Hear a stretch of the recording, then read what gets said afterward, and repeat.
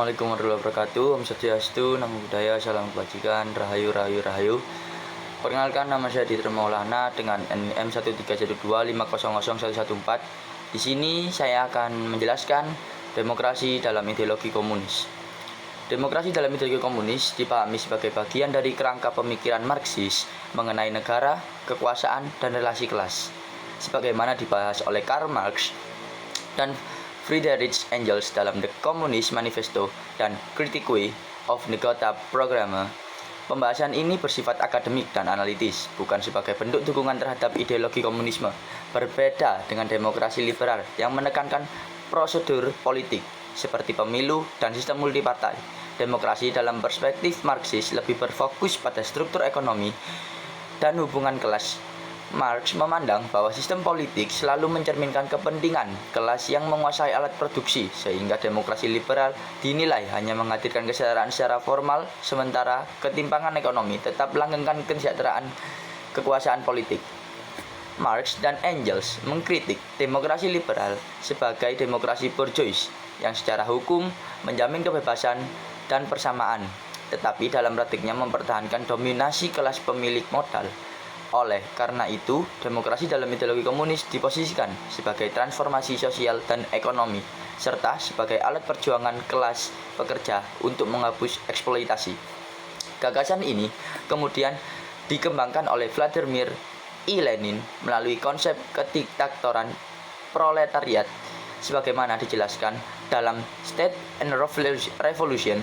Konsep tersebut merujuk pada kekuasaan politik kelas pekerja dalam masa transisi menuju masyarakat komunis dengan bentuk demokrasi yang bersifat terbatas secara kelas dan berbeda secara fundamental dan demokrasi liberal.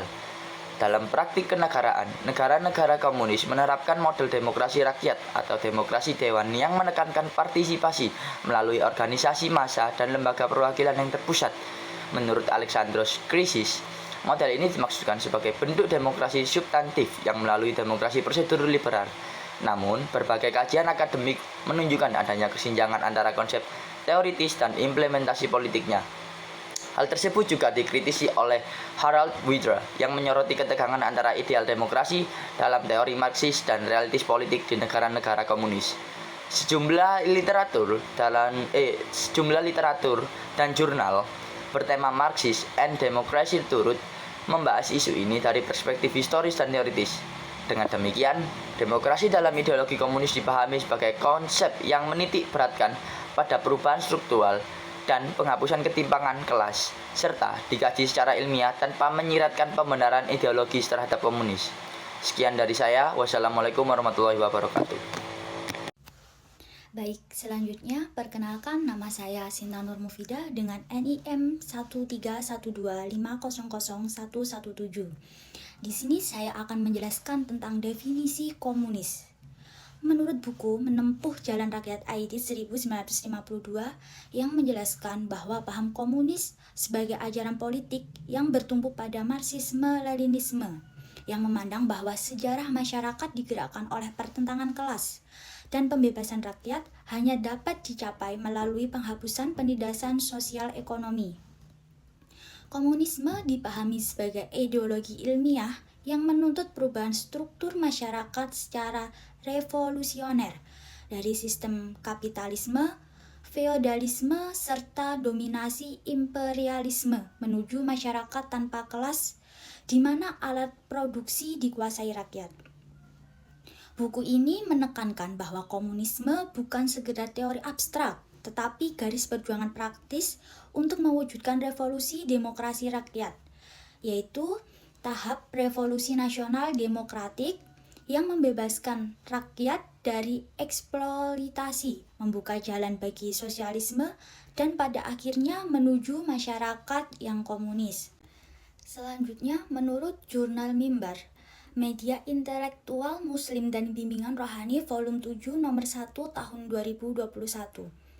Definisi komunis adalah sebuah paham atau ideologi politik ekonomi yang berasal dari kata Latin communis, yang berarti milik bersama, dan secara teoristis disandarkan pada ajaran Karl Marx serta dikembangkan lebih lanjut oleh Lenin. Komunisme memandang bahwa sarana produksi harus dimiliki secara kolektif oleh masyarakat, sehingga tidak ada kepemilikan pribadi atas alat-alat produksi. Karena itu, komunisme dipandang lebih radikal dari sosialisme sebab ia menuntut penghapusan total hak milik perseorangan dan penyeragaman konsumsi untuk mencapai masyarakat tanpa kelas. Menurut pandangan Marxian, perubahan menuju masyarakat komunis hanya dapat tercapai melalui perjuangan kelas proletar terhadap sistem kapitalisme yang dianggap menindas. Kamus Besar Bahasa Indonesia juga menegaskan bahwa komunisme merupakan ideologi yang menghapus hak milik perseorangan dan menggantinya dengan kepemilikan bersama yang dikontrol negara. Namun para pemikir seperti Muhammad Natsir memberikan kritik bahwa komunisme dalam usahanya mencapai kemakmuran cenderung menekankan hak-hak asasi manusia. Secara esensial, komunisme adalah gerakan revolusioner yang bertujuan merombak total struktur masyarakat selama masih terdapat penindasan manusia atas manusia. Perkenalkan, nama saya Joseph M. Stanislas Lato dengan NIM 13125000116. Hari ini saya akan menjelaskan tentang sejarah komunisme mulai dari awal perkembangan komunisme di dunia hingga masuknya komunisme di Indonesia. Pertama, saya akan membahas sejarah komunisme dunia. Sumbernya berasal dari The Communist Manifesto 1848 oleh Karl Marx dan Friedrich Engels. Narasi dunia bermula dari kegelisahan terhadap dampak revolusi industri di Eropa pada abad ke-19. Dalam karya fundamental ini, Marx dan Engels memandang sejarah manusia sebagai sejarah perjuangan kelas. Mereka berargumen bahwa setiap kapitalisme secara resmi menciptakan jurang antara kaum borjuis atau mereka yang memiliki modal dan kaum proletariat atau mereka para buruh. Komunisme muncul bukan sekedar sebagai teori ekonomi, melainkan sebagai seruan revolusi. Narasi utamanya adalah penghapusan kepemilikan pribadi atas alat produksi agar tidak ada lagi eksploitasi manusia atas manusia lainnya. Visi akhirnya adalah masyarakat tanpa kelas dan tanpa negara, di mana setiap orang bekerja sesuai kemampuan dan menerima sesuai kebutuhannya.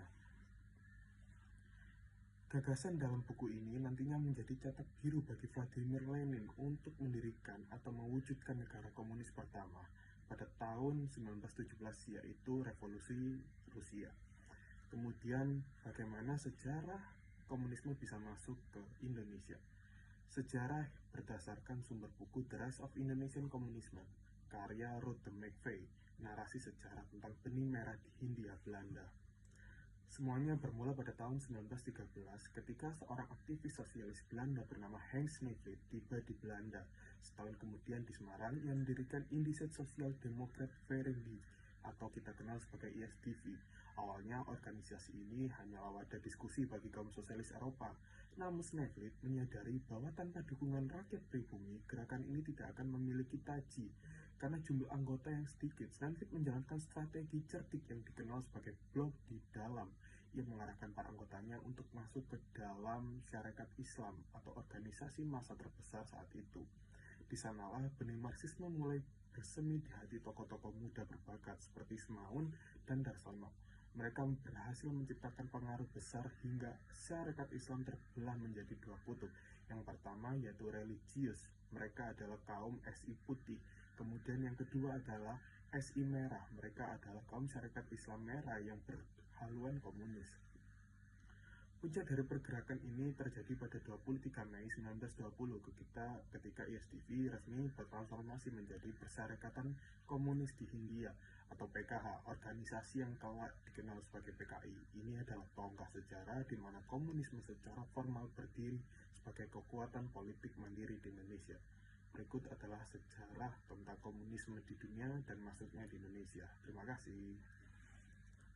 Assalamualaikum warahmatullahi wabarakatuh. Sebelumnya, perkenalkan nama saya Nur Jaditya Rispentoro dengan NIM 13125000118. Sebelumnya di sini saya akan menjelaskan tentang ciri-ciri utama negara komunis. Di sini ada 6 ciri utama negara komunis.